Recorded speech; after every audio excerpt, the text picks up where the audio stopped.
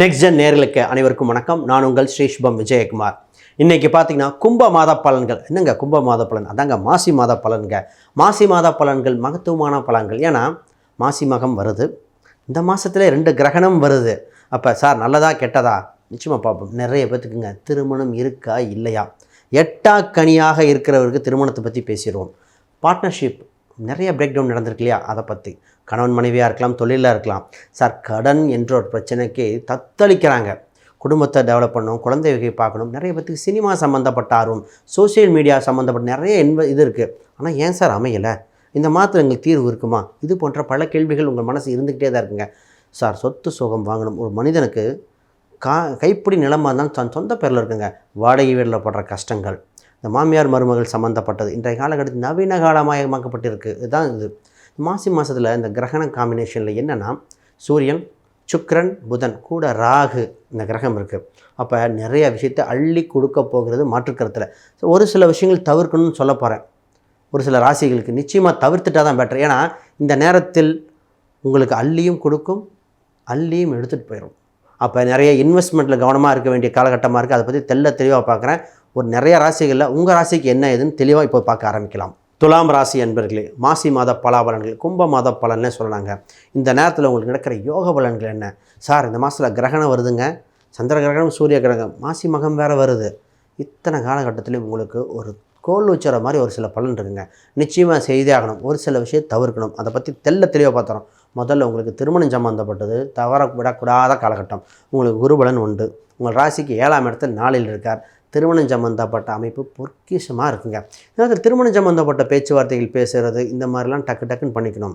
ஆனால் இதே ஒரு மாதத்தில் மார்ச், அதாவது பிப்ரவரி 7லேருந்து மார்ச் 3 வரைக்கும் பேச்சுவார்த்தை பேசணுமே தவிர உறுதி கொடுக்கக்கூடாது. என்னங்க அப்படின்னு சொல்கிறீங்க, இப்படின்னு சொல்கிறீங்க? நிச்சயமாக. ஏன்னா கிரகண மாதங்க, சூரிய கிரகணம், சந்திர கிரகணம் 2க்கும் இடைப்பட்டதில் முக்கிய திருமணம் சம்மந்தப்பட்ட பேச்சுவார்த்தைகள் தவிர்க்கணும். இந்த காலகட்டத்தில் பிப்ரவரி 20 நல்லதற்கு நிறைய பேர் கல்யாணம் வச்சுருக்காங்க. ரொம்ப இதாக இருக்கும். அப்போ அதுக்கு உண்டான பரிகாரங்கள் செய்தே ஆகணும். திருமணத்துக்கு பாருங்கள். திருமணம் பார்த்தாலே சார் லவ் மேரேஜா அரேஞ்ச் மேரேஜா, சொந்தத்தில் வருமா, ஏன் சார் இத்தனை நாள் தள்ளி போகுது, இவங்களுக்கு வெளியில் பார்க்கலாமா, உள்ளூரில் பார்க்கலாமா, வெளியூரில் பார்க்கலாமா, இல்லை வெளிநாட்டு வரம் தான் கொடுக்கணுமா, இதெல்லாம் இண்டிவிஜுவல் ஹாரோஸ்கோப் தகுந்த மாதிரி பார்க்கணும். இப்படி பார்த்தா தான் வரும். நட்சத்திர பொறுத்த மட்டும் பார்த்தாது. மற்ற கிரக அமைப்புகள் அனைத்தும் பார்த்தா தான் சிறப்பாக இருக்கும். உங்களுக்கு இந்த காலகட்டத்தில் திருமண வாய்ப்பு இந்த மாதத்துலேயே வந்திருக்கு. உறுதிப்படுத்திக்கோங்க. ரைட்.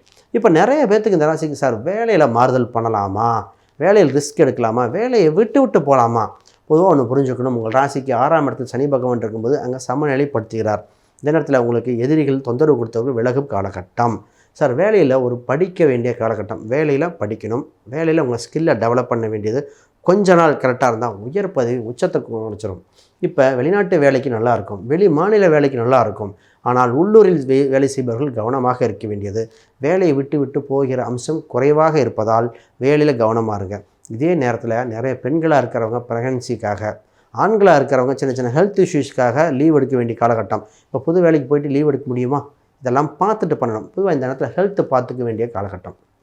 பொதுவாக மனசு குழப்பங்கள் தாங்க இந்த ராசிக்கு. சார் ஒன்று மாற்றி ஒன்று குழப்பம் கொடுத்துருது. சார் இருக்கா இல்லையா, ஏன் எங்களுக்கு மனக்குழப்பம், இது செய்வனையாக இருக்குமோ, திருஷ்டி தோஷமாக இருக்குமோ, எல்லாமே இருக்குது சார். ஒரு டல்லாகவே ஃபீல் பண்ணுறோம். இது என்னென்னு தெரியல, எங்களுக்கு மனசு ஒரு பதட்டமாக இருக்கிற மாதிரி இருக்குது. இது மாதிரி ஒரு சில தோணிக்கிட்டே இருக்குது. இதில் நிறைய பேர்த்துக்கு பார்த்திங்கன்னா சார் சந்திரனோட எஃபெக்ட், சந்திரனுக்கு திரிகோணத்தில் ராகு இருப்பதால் அந்த எஃபெக்ட் சொல்லலாம்.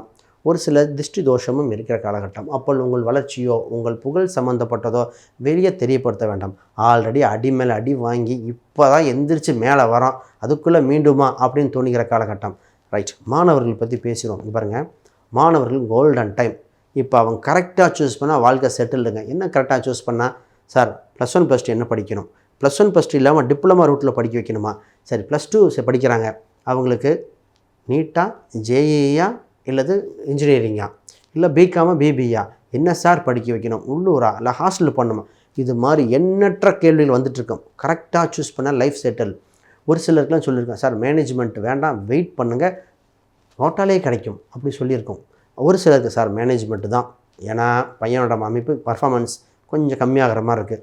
பார்த்துங்க. அப்போ இந்த மாதிரி ஒரு சின்ன சின்ன ஜாதக ரீதியாக பார்த்து பண்ணும் பொழுதுங்க நிச்சயமாக கல்வி ரீதியாக ஒரு மேன்மை பெறுகிற காலகட்டம் வந்துடும். அப்போ கல்விக்கு இம்பார்ட்டன்ஸ் கொடுங்க. இந்த நேரத்தில் சொத்து சோகங்கள் கூட ரெண்டாவது பாருங்கள். இப்போ உங்களுக்கு வீடு அம்சம் இருக்குது, அதை பற்றி பேசுகிறேன். ஆனால் ஃபஸ்ட்டு கல்விக்கு மாணவர்கள் பாருங்கள், கோல்டன் டைம். இப்போ பூர்வீக ரீதியான சொத்துக்கள் பிரிக்கிற காலகட்டம். சார் பூர்வீக சொத்து இருக்குது, இப்போ ஸ்ப்ளிட் பண்ணி வாங்கலாமா? ஒரு ஜாதகத்தில் பூர்வீக சொத்துன்னு வந்தாலே கவனிக்க வேண்டிய விஷயம் என்ன, ஒரு சிலர் பூர்வீகம் செட் ஆகும், ஒரு சிலர் பூர்வீகம் வேண்டாம் பணத்தை வாங்கிக்கோம்போம். அப்போ உங்களுக்கு என்ன இருக்குது? அப்போ ஏன் பூர்வீகம் ஒரு சிலர் வேண்டாம்னா அவங்களுக்கு அது பாதகத்தை கொடுத்துரும்.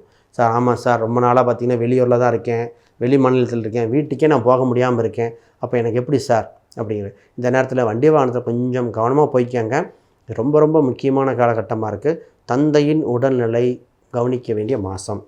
தந்தை வழி வர்க்கத்தில் கொஞ்சம் கவனிக்கணும். சொந்த மதத்தில் ஒரு ஃபங்க்ஷன்லாம் வருது, பார்த்துப்பாங்க. குறிப்பாக சிவன் கோயிலில் மாசி சிவராத்திரியில் தரிசனம் பண்ணிக்கங்க. கவனமாக இருந்தால் நான் சொன்ன பலன்களை செஞ்சு அற்புதம் பெற்றிருக்காங்க. மற்றவங்க கொஞ்சம் கவனமாக இருந்திருக்காங்க.